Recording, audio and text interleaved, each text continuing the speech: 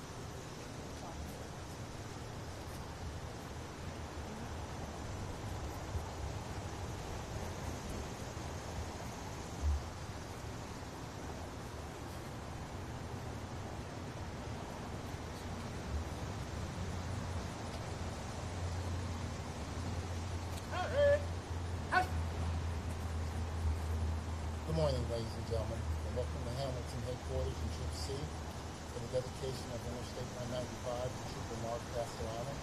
My name is Major Mark Jackson. I'm the Chief Commander of Troop C. I'd like to start off with taking a moment of silence for the remembrance of Trooper Mark Castellano, all fallen troopers, law enforcement officers, and military personnel that have made the ultimate sacrifice for us.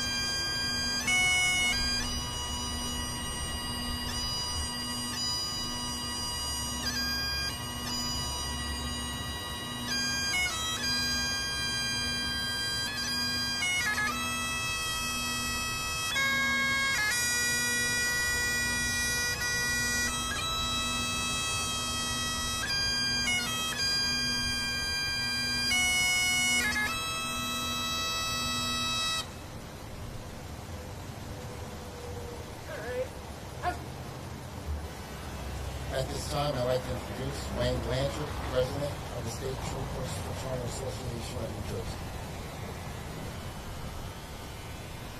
Thank you, Major. Good morning, everybody. This is such a joyous occasion on the aftermath of the tragedy of Mark, but any time that we can remember a trooper that was so dedicated to his profession, dedicated to his brother and sister troopers, and most importantly, dedicated to his family, it's just brings a tremendous amount of pride that we all have in Mark and his memory.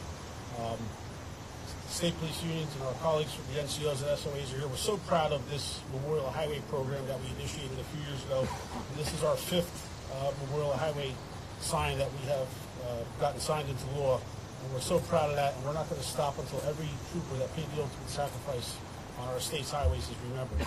So, on a personal note, I had the privilege of serving with Mark on Troop C Tactical Patrol, and again, I can tell you there was not a better trooper that was more professional and just conducted himself with such pride and dignity in himself, the members that he served with, and the state police as a whole. So I'll conclude with saying this. As I was driving across 195 today, I went past the crash site, and I just said it's going to be such a great feeling, a great sight to see this sign up there. And when you couple that, and I see people with their iPhones, when you couple that with the technology, as the peers of Mark's children and our peers can see that sign, remember it in their head, and then Google it, millions of people will know what Mark Castellano stood for by seeing that sign on the side of the road. So we're so proud of today, and we want to thank the legislative sponsors and most importantly, Governor Murphy for signing this important bill into law. Thank you, Governor, for always having the state police in your heart. Thank you.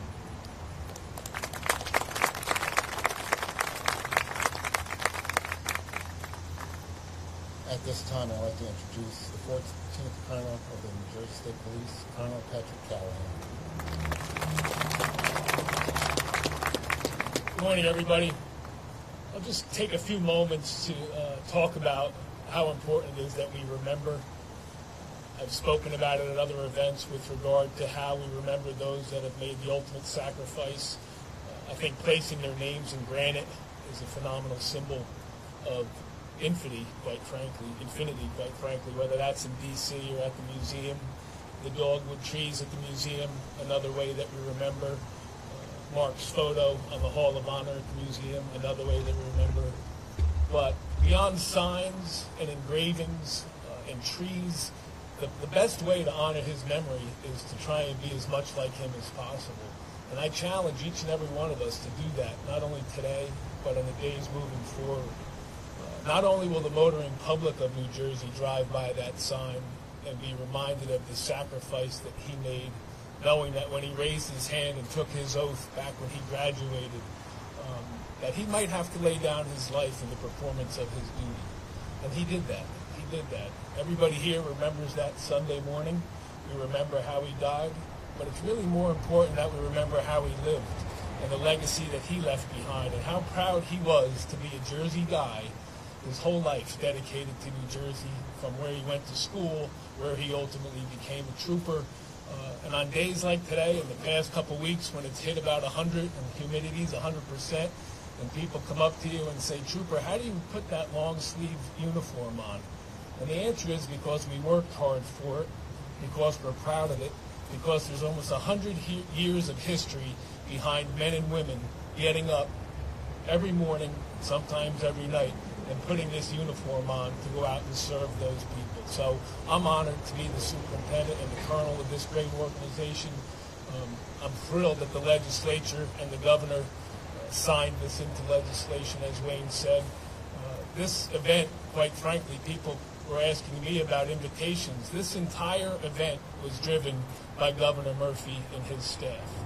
That speaks mountains to me, personally and professionally, to have a governor and his administration that was calling up and saying, "Pat, can we do it this day? Pat, can we do it this day? Is it good for Stephanie? Is it good for Donna and Ken and Nick?" So I thank you, Governor, for doing that, because we wouldn't be here if it wasn't for that. So as I said, when those signs, and I think they're going to be going up next week, we did have a few phone calls with DOT this week. We'll have a few signs that'll be replicas unveiled shortly. But I also will end with this. I think it's also very important and fitting that when the troopers in this organization drive by that sign, that you remember what Mark was all about and rededicate yourselves and ourselves about what it means to be a Jersey trooper, surrounded by the 3 points on the triangle. It is about honor, duty, fidelity, and I'll throw integrity in there too, because that's also close to my heart. So I appreciate everybody being here. We will never forget Mark Castellano. I can assure you of that. And when we're all long and gone, his memory will still be in the halls and in the hearts of every Jersey trooper. At this time, it's my great honor to introduce to you the governor of the great state of New Jersey, Governor Phil Murphy. Thank you all. You are far too gracious. Good morning, everyone. It is an honor to be here with so many distinguished individuals, beginning with Colonel Pat Callahan, who's become a dear friend. Troop Seat Commander Major Mark Jackson, thank you, sir, for hosting us as we honor the legacy and life of State Trooper Mark K. Castellano by formally dedicating a section of Interstate 195 in his honor. It is a particular honor to be joined by Trooper Castellano's widow, Stephanie. Stephanie, honored to be with you today, and their children, Juliana and Vincent. Guys, great to have met you. Mother, Donna, where'd you go, Donna? in the back. You can't hide Donna. His dad, Ken, brother Nick, himself a police officer in Monmouth County in Ocean Township. Stephanie's mom is here, her sister's here, niece and nephew. Donna's mom is here. Major, you mentioned all the folks who have given their lives, whether it's in the line of law enforcement or veterans. Only in New Jersey, with the great pride we're discussing this coming out, can Donna's mom be pushed by a guy who's a World War II veteran. So God bless you, sir, in particular. I also want to recognize Wayne Blanchard, president of the State Troopers Fraternal Association. I appreciate your words. My dear friend Pete Stylianisis, president of the New Jersey State Troopers Non-Commissioned Officers Association, and so many other distinguished guests here today. A lifelong, as Pat said, a lifelong New Jerseyan, Trooper Mark Castellano made his home in Howell. And I thank in particular Mayor Dr. Teresa Berger for being here with us as well today. We also have some Hamilton in the house. I see Barbara Flumerai. We're in Hamilton, so thank you for waving the Hamilton flag. Trooper Castellano represented the best of law enforcement and is remembered as a loving son, husband, father, and a brother, and a dedicated public servant. And today we celebrate his memory. We too often underestimate the risks our law enforcement officers willingly and dutifully take on every day. They go to work not knowing what risks they could be facing. They go to work ready and willing to put themselves in harm's way to protect the residents of our state. They go to work knowing that they may not come home. Trooper Castellano faced these realities every day, and that's a lesson we can all learn from. There's a small memorial dedicated to Trooper Castellano at the location along Interstate 195 West where he was struck near exit 31. I say that because I pass it nearly every day, and having learned more about Mark, its presence has taken on a greater significance. I recently, and I'm honored to have done so, signed the legislation dedicating Interstate 195 through Howell Township as the State Trooper Mark K. Castellano Memorial Highway to be a permanent reminder of Trooper Castellano's life and service. I thank the sponsors, God bless them, Senator Robert Singer, Assemblyman Sean Kane, and Ed Thompson, whose district includes Trooper Castellano's hometown of Howell, for sponsoring this measure. I'm honored today and was honored to present to Stephanie and the Castellano family signed copies of the legislation.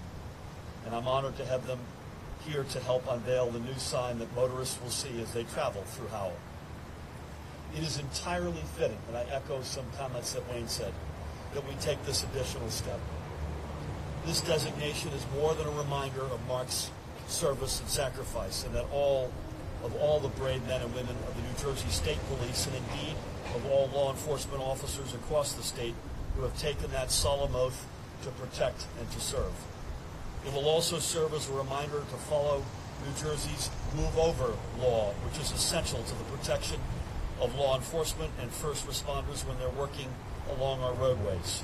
We would not have had this law were it not for Donna's efforts to bring about some good from Mark's tragic loss. Donna, thank you and all your efforts. I was also happy and honored to give Donna a signed copy of the legislation today. I'm incredibly proud to make this designation. On behalf of the residents of New Jersey, I thank you all for your work over the past 8 years to keep Mark's memory alive, and I thank you for Mark's service. With that, I'd love to ask the Castellano family to join me in unveiling the sign. Colonel Callahan says it'll be easy peasy. I'll believe that when I see it, Colonel, but God bless you all and thank you. Detail. Out, turn. Hoot.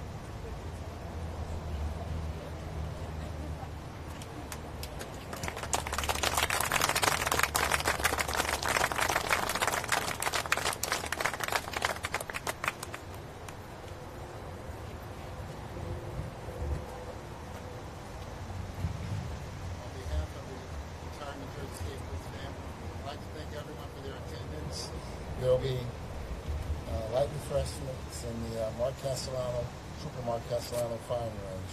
Thank you for your attendance. Have a good day.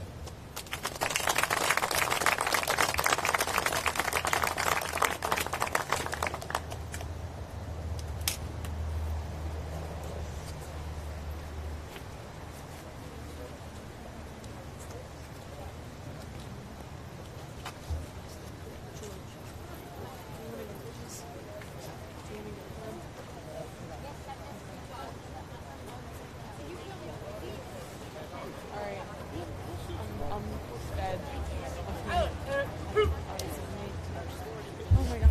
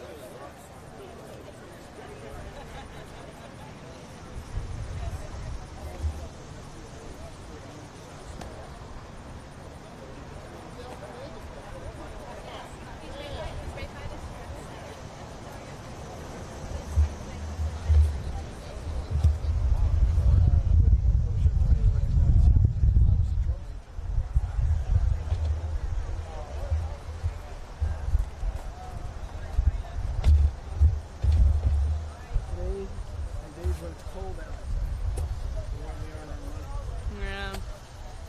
There is a fly, I know. Me too. It was hurting me down there.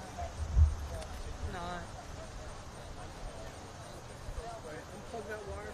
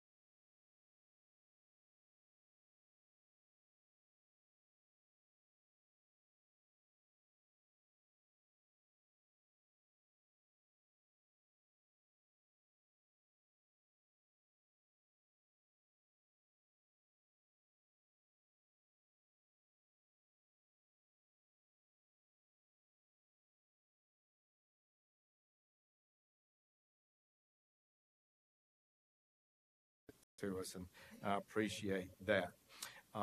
Let me give you one example. Back in June, the department proposed an ambitious plan to hire 300 United States attorneys to go across the country, and it was significant. And not only did he support us in that effort and help make it a reality, he insisted that we add 20 more focused on opioids, which we were glad to do, and we're pleased to have that support. So I'm grateful for his support for that. And our Project Safe Neighborhoods plan, that is a proven crime-fighting plan that will make this country safer if properly executed. And it doesn't require much money. Our funding goes basically to our state and local entities, and they use that money in cooperative efforts with our federal law enforcement to crack down on the crime problems in that area, to target the repeat criminals. The New York Police Department, who's proven this model in many ways, they call it the alpha criminal, the person who's bringing other young people into crime, who's doing most of the work. Most people don't murder. Most people don't rape. They don't deal crack and cocaine and fentanyl in our neighborhoods. And so if we target smartly, we can make a big difference. I don't know if Congressman Lamar Smith is here. That Lamar could be with us, but he's been such a fabulous friend. He, chaired the House Judiciary Committee for a long time, and we've worked together on a lot of issues. He's been a strong supporter of law enforcement and border security and a lawful system of immigration, maybe one of the most knowledgeable people in Congress on that issue. He is a true American patriot. We hate it so much he's leaving us, but I did want to say how much I appreciated Lamar. I don't think there's anybody I've known in Congress that I have greater respect for than Lamar Smith, and we're going to miss him. So, did I hear applause for John? But Lamar, we also have with me my head of legislative affairs, Stephen Boyd, is here, and he works with our Congress to try to make things happen. I'd like to recognize just briefly some of our federal law officers that are here. Perry Turner at the FBI. Perry is here. Will Glaspie of DEA. Fred Milanowski of ATF. Deputy Richard Hunter at the Marshal Service. Doug Thigpen with Secret Service. Mark Dawson of Homeland Security. So that's part of the federal team that we work with. And we have international capabilities that the sheriffs and police chiefs usually don't have. We have interstate abilities that they don't have. So crime does not know borders. And more, it's even international, not just interstate. And so that partnership is important. And we are well aware that 85% of law enforcement officers in America are state and local. So what we want to do is be helpful to that group to reach the highest possible level of targeting the most dangerous criminals and reducing crime. Our goal is to reduce crime, and some people have to be locked up. I wish it weren't so. We've tried many alternatives, many years, but at some point, if you're not prepared to lock up dangerous criminals to protect the public, you're not fulfilling the responsibilities that we have. So thank you for being here, all of you. And on behalf of President Trump, I want to thank the law enforcement officers. He calls himself a law and order president. He means it. He supported us and directed us to do the things that I think are essential to making America a safer place. The day I was sworn in, he sent me 3 executive orders that have guided us every day. The first, back the blue, and enhance the safety of our law enforcement officers. We support them. We're on their side. The second is to reduce crime in America. That's a pretty good order. The president can send out orders and he's, reduce crime in America. Yes, sir. We embrace that goal. We're working on it steadily, and we know we have to work with other law enforcement officers to get there. And a third is to dismantle transnational criminal organizations. And I talking to Tim last night and his team. We're going to be brief today on MS-13. You've heard a lot about it, but there's some big gang members here, large numbers. They're in Los Angeles, and they're in Northern Virginia, they're in Maryland, they're in New York, all over the country, really. And we've had some of the most brutal murders that you've ever seen connected to MS-13. Teenagers, young girls, that's significant. So that's one of the transnational organizations that we're going to target. We have evidence that they've even directed murders from jails in El Salvador and even in the United States. So this is a tough group. And before I was sworn in, the President issued an order to the Department of Justice to give high priority to prosecutions of crimes that have a nexus to the border. And that's another reason we're proud of the team here in Houston. We're going to give that priority as we were directed by the President. I think these are priorities not just of the President, but the American people. We've had an increase in crime. In 15 and 16, the murder rate went up 12% in 2015, another 8% in 2016. We've never seen those increases in 30 years. It's a reversal of a downward trend of 30 years. When I became United States Attorney, President Reagan nominated me in 1981. The murder rate then was twice what it was just a few years ago. Law enforcement's got better, smarter, more effective. We've done some things. We've increased people that had to go to jail. We brought that murder rate down by 1/2. Tens of thousands of people are alive today because of good law enforcement. And let me say this. Our law officers do heroic work to keep us in peace and safety. They are giving their lives. They work to keep innocent people safe. Even the protesters who treat them with disdain and the politicians who call them names, they keep safe. Every time an officer in the United States dies in the line of duty, it comes across my desk. And as a small expression of my appreciation, I send a condolence letter to them. And I read the facts of the case and how they lost their lives. Back in February, we lost Officer David Sherrard of Richardson, Texas. He was called to a scene where a man had been shot. Officers found the suspect, who then shot Officer Sherrard, fatally wounding him. Officer Sherrard left behind his wife, who was his high school sweetheart, and 2 daughters who are now in junior high school. In April, Dallas police officer Rogelio Santander was called to a hardware store, and when an off-duty officer had detained a man for a felony violation, Officer Santander arrived as a backup. The suspect opened fire. He shot Officer Santander, another officer, and a loss prevention officer. Officer Santander died from his wounds the next day. So let's not forget, it wasn't that long ago either that fellow police officers in Dallas were being hunted down and assassinated. This we cannot allow and will not. So I wanted to be here today to tell you that the President and I support you, our local law officers. We respect you. We value your work. We know whose side we're on in the battle for public safety. We're on your side. Policing has always been dangerous work, but over the last 30 years, unchecked illegal immigration has made the work of police officers across the country tougher and more dangerous than it ought to be. It's added to risk. According to one estimate, Houston has the 3rd most illegal aliens of any metro area in America. 500,000 illegal aliens are in this area. Often they have committed additional crimes after entering the country unlawfully. Many have fled prosecution, legitimate prosecution in their home countries, and we definitely see a connection with the MS-13 as they move back and forth across the border.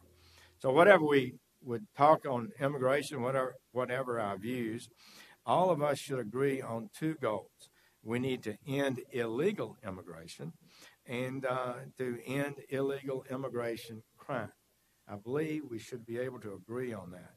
We cannot accept the fact that gangs like MS-13, the Latin Kings, many of whose members entered the country unlawfully, are terrorizing American communities from Los Angeles to Boston. Many MS-13 leaders are directing crime and murders from jails in El Salvador. And right here in Houston, an MS-13 member gunned down 28-year-old Hector Diaz. That gang member has been sentenced to 99 years in prison. The victim in that case was a legal immigrant from Guatemala. So America is blessed with so many lawful immigrants. We admit 1.1 million a year to lawful permanent residents, guaranteed pathway to citizenship. But those lawful immigrants and Americans native born deserve to be protected from violent criminal aliens, and we intend to do our part. One MS-13 member here in Houston was charged with murder, put him in jail, and then he allegedly ordered from jail a hit on one of the witnesses against him. He's now facing a possible death sentence, and that witness, a teenage girl, is now dead. And of course, the people of this city remember Genesis Cornejo Alvarado, the 15-year-old girl from Jersey Village, who was found shot to death in West Houston. A man driving his kids to school the next day found her body lying on the curb in the morning. The two men charged with killing her are MS-13 members who are in the country illegally. So this should be obvious, but if we want to reduce violent crime, then we have to get serious about illegal immigrant crime. We must admit good people through our generous system, not dangerous, unvetted drug dealers and criminals. That's just basic for any smart country. And if we're going to get serious about illegal immigration, we can't tolerate sanctuary cities. Jurisdictions that knowingly, willfully, and purposefully release aliens back into their communities and who conceal them from our ICE officers, sacrificing the life and safety of American citizens in pursuit of an extreme, really open borders agenda. If a jurisdiction objects to and obstructs the lawful deportation of someone who entered the country illegally and then commits another crime, who will they deport?